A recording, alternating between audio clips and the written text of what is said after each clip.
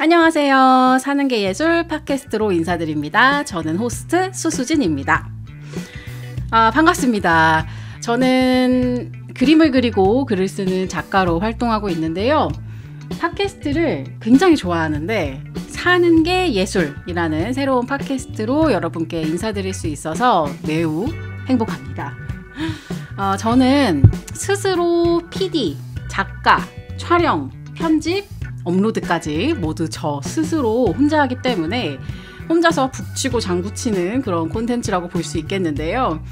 네, 그냥 뭐 하는 거죠, 재밌게.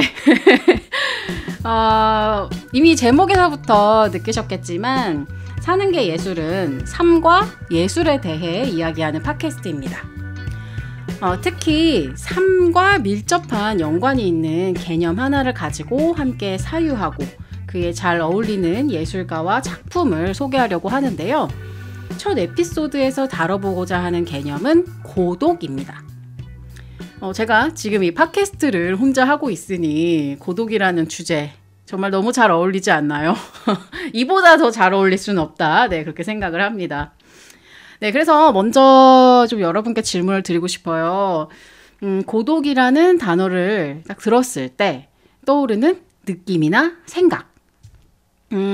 저는 좀 질문을 많이 하기로 소문이 난 사람이에요. 그래서 여러분께 질문을 굉장히 많이 드릴 텐데 함께 생각해 보면서 이야기를 이어나가면 좋겠습니다. 네, 고독이라는 단어를 접했을 때 떠오르는 감정 이야기하기. 저는요, 고독이 되게 어려웠어요. 그러니까 원래 저는 직장 생활을 하다가 갑자기 프리랜서로 혼자 일하게 됐는데 이게 저의 의지가 아니었어요. 뭐 나중에 기회가 된다면 직장인에서 어떻게 전업 작가가 되었는지도 이야기할 수 있으면 좋겠는데 뭐 오늘은 그게 주제가 아니니까 네, 다시 고독으로 돌아가서 좀 이야기를 해보자면 늘 누군가와 함께 했던 일상이 어느 날 갑자기 180도 바뀐 거예요. 굉장히 당혹스러웠어요. 그래서 고독한 상태를 없애려고 뭐 공유 오피스에서도 일해보고 동료 작가들과 모임도 막 만들어보고, 그러니까 혼자 있는 그 상태를 없애려는 노력을 굉장히 많이 했던 것 같아요. 그러다 보니 아무래도 저는 이제 고독에 대해서 그렇게 좋은 감정은 아니었다 이렇게 말씀을 드릴 수 있을 것 같은데, 근데 좋아진 계기가 있어요. 그게 제가 어떤 고독은 외롭지 않다라는 책 덕분인데, 이 책입니다. 그래서 어떤 고독은 외롭지 않다. 그래서 이 책의 그 소제목을 보면 우리가 사랑한 작가들의 낭만적 은둔의 기술 이렇게 쓰여 있거든요. 근데 저는 고독이랑 낭만을 이렇게 연결시킬 수 있다라고는 생각을 해보지 못했는데 굉장히 그냥 이 소제목에 끌리기도 하고 또 궁금하기도 해서 읽어봤거든요. 근데 그 영미 소설가 뭐 우리가 좀 많이 들어본 이름 있죠. 버지니아 울프, 뭐 에드거 앨런 포, 에밀리 디킨슨 같은 작가들의 그런 짧은 글을 고독이라는 주제로 묶은 엔솔로지예요. 이 책을 읽고 내가 지금 뭐 처한 상황 그리고 그 뭐 고독이라는 이 상황이 뭐 그저 괴롭고 힘든 게 아니라 혹은 없애야 하는 대상이 아니라 창조적인 힘을 만들어내는 시간이구나라는 그런 깨달음이 생기면서 좀 놀라울 정도로 태도가 많이 달라졌어요. 제가 이 책에서 이제 좋아하는 단편 소설이 있는데 메리 윌킨스 프리먼이라는 작가가 쓴 소설이에요. 간단히 줄거리를 말씀드리면 주인공 루이자에게는 조라는 이름의 연인이 있는데 조는 그녀와 결혼하기 위해서 돈을 벌기 위해 호주로 떠나게 됩니다. 그리고 루이자는 홀로 사는 삶에 계속 익숙해져요. 조가 15년 만에 돌아와서 다시금 루이자에게 청혼을 합니다. 근데 그 과정에서 그 15년이라는 그 시간 동안 루이자는 조가 돌아올 거라고는 생각도 해본 적이 없고 오히려 조가 돌아온 후에 혼자만의 세계를 침범당하는 것 같은 그런 감정을 느끼게 되죠. 그런데 때마침 조가 다른 여인에게 마음이 있다는 것을 굉장히 우연히 알게 돼요. 그래서 루이자는 자기가 그 사실을 안다는 사실은 숨긴 채 조에게 이별을 고합니다. 그래서 그들은 결혼을 하지 않게 되면서 이야기가 마무리돼요. 여기서 루이자의 마음을 표현한 문장이 있는데 이 문장이 굉장히 마음에 와닿아서 좀 읽어드릴게요. 루이자가 조에게 이별을 말한 후에 그녀가 느낀 감정을 표현하는 문장입니다. 루이자는 그날 밤 혼자 조금 흐느껴 울었지만 이유는 알 수 없었다. 하지만 다음날 산책하면서 마치 여왕이 된 것 같은 기분이었다. 자신의 왕국을 뺏길까봐 두려워했다가 그것이 확실히 자신의 것임을 알게 된 왕국을 본 여왕이 된 기분. 퀸이라 이거예요. 퀸. 여왕. I'm the queen. 네. 그래서 루이자가 느낀 감정. 그러니까 자신의 삶을 되찾은 것 같은 기분. 그러니까 오롯이 자신의 삶이 자신의 것이라는 어떤 그런 여왕적인 마인드? 그러니까 딱 요 단편을 읽었을 때 고독이라는 상태가 퀸의 마인드로 해석될 수 있구나 하면서 정말 신선했어요. 그리고 이제 실제로 이 고독을 스스로 선택한 사람이 있어서 여러분께 소개를 해드리려고 합니다. 바로 아그네스 마틴입니다. 네, 아그네스 마틴 선배님으로 말할 것 같으면 제가 제일 좋아하는 예술가예요. 저를 잘 아는 지인들은 제가 얼마나 우리 마틴 선배님을 사랑하는지 잘 알고 있어요. 그쵸? 듣고 있죠? 친구들? 우리 선배님은 1912년에 캐나다에서 태어나셨습니다. 제가 우리 선배님을 좋아하게 된 것은 작품뿐만이 아니라 태생이 저희 아버지와 비슷하기 때문인데요. 저희 아버지가 그 가난한 농부의 아들, 가난이라고 하면은 우리 아버지가 좀 섭섭해 하실 수도 있을 것 같은데, 아니 뭐 나중에 저희 아버지가 또 8남매 중 한 명으로 태어났거든요. 그러다 보니까 이렇게 넉넉한 그런 형편은 아니었던 것 같아요. 근데 우리 마틴 선배님도 가난한 농가의 7남매 중 한 명으로 태어납니다. 좀 평범하게 자랐어요. 그런 지점에서 일단 저는 좀 동질감을 느꼈던 것 같고요.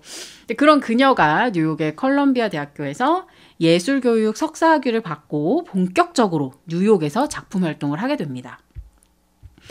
그 당시 주목받는 젊은 예술가들과 활발하게 교류를 하면서 작품 활동을 하거든요. 그 친구분들도 어마어마하게 유명한 작가로 성장해요. 그래서 여러분이 그림을 보면 나 이 작품 알아. 그렇게 하실 만한 분들이 굉장히 많아요. 그래서 그 중에서도 뉴욕의 러브사인 아시죠? 이렇게 LOVE 교차로 정사각형으로 이렇게 되어 있는 작품. 그 작업을 한 로버트 인디애나 같은 젊은 예술가들과 교류를 합니다. 그러니 얼마나 영감이 되었겠어요? 근데 갑자기 우리 선배님께서 도시의 소음이 너무 방해가 된다면서, 특히 내면 활동에 큰 방해가 된다라고 하면서 뉴욕을 뜨세요. 그래서 어디로 가느냐? 뉴멕시코로 갑니다. 그것도 전기도 안 들어오는 사막으로 유유히 떠납니다.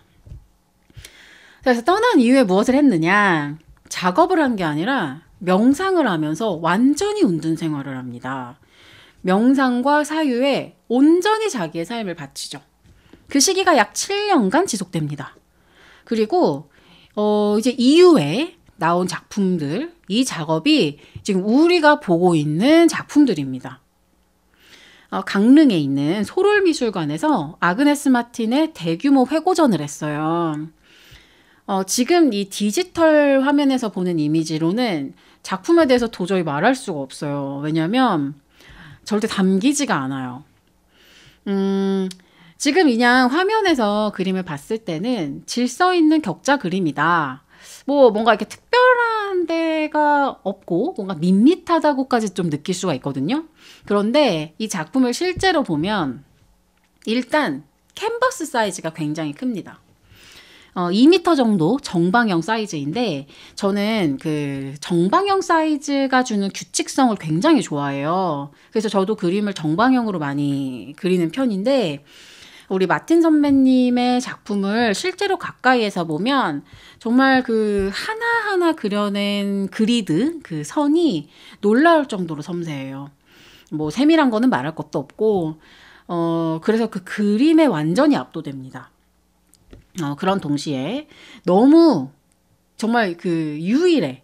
이 작품 안에서는 오로지 아그네스 마틴밖에는 존재하지 않는다라는 그 고유함에서 오는 카리스마가 엄청나요. 지금, 그러니까 저희의 이 한정된 언어로 이렇게밖에 표현을 하지 못해서 너무 아쉬운데, 근데 이제 제가 보통 작품을 볼 때 이런 작가의 정서적인 어떤 무게? 이런 것까지 느끼는 경우가 잘 없거든요. 그런데 아그네스 마틴 선배님 작품에서는 엄청난 영적 카리스마를 느꼈어요. 그러니까 인스퍼레이셔널한. 그러니까 이게 참 신기한 경험이었습니다. 그리고 미술관이라는 공간은 조명 혹은 여백으로 뭐 마치 이렇게 유럽의 성당처럼요. 공간이 사람을 압도하는 그 느낌을 뭔가 의도적으로 연출할 수 있거든요. 근데 이거는 미술관의 그런 건축적인 특성으로는 설명이 안 되고 작품만으로 그냥 충분히 사람을 압도하더라고요. 그래서 사실 뭐 이 전시를 실제로 이렇게 보기 전까지는 아그네스 마틴 선배님을 이토록 좋아하지는 않았던 것 같아요. 근데 실물을 보고 또 그 전시에서 상영해준 다큐멘터리를 보고 그냥 최고다 이런 생각을 하게 됐어요.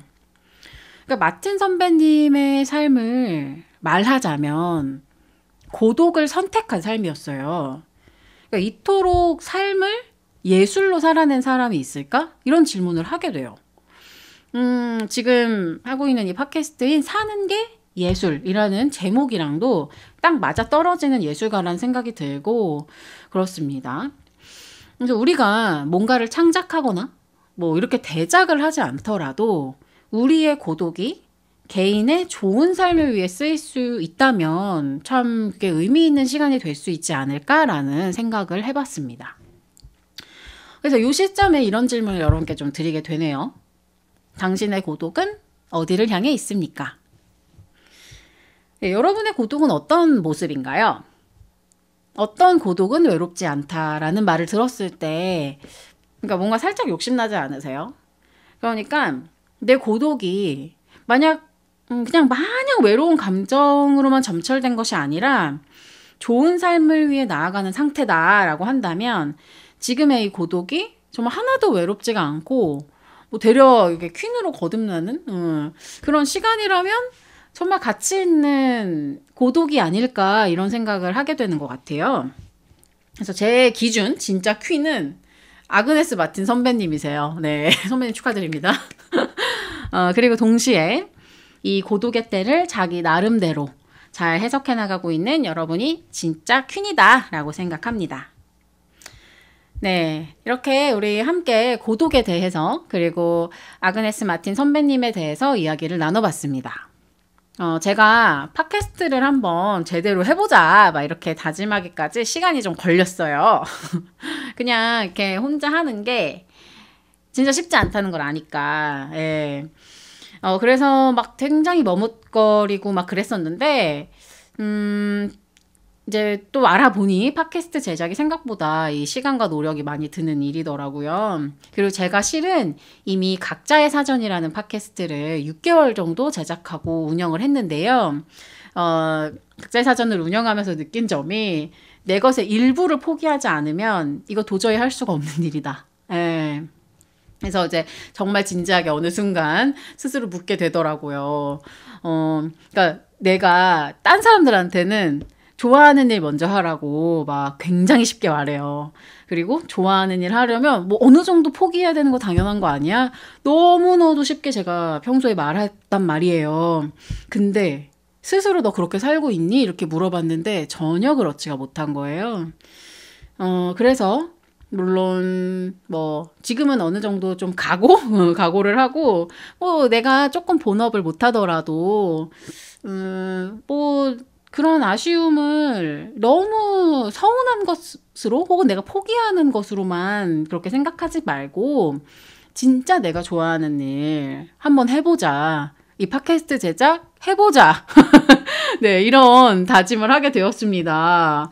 이거 굉장히 지금 저 스스로에게 하는 다짐이에요. 좋아하는 일을 하려면 뭐 어느 정도 희생해야 되는 부분도 생긴다 받아들여라. 그래서 이 첫 에피소드가 저 개인에게도 의미 있는 기록이 되었으면 좋겠습니다.